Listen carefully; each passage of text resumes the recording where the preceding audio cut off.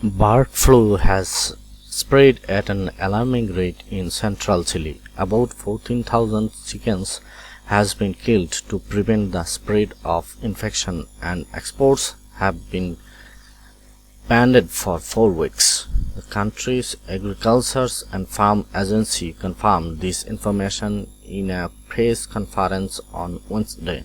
The infected virus was first detected on Monday at a poultry farm in Rancagua region, it said.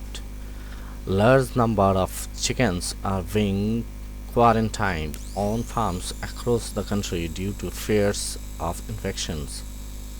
The virus spread widely in various sectors last year with over 30 million commercial chickens in the country. Earlier, neighboring Argentina detected bird flu. The largest poultry exporting country has stopped exports following the detection. The virus has not yet been detected in exporting Brazil.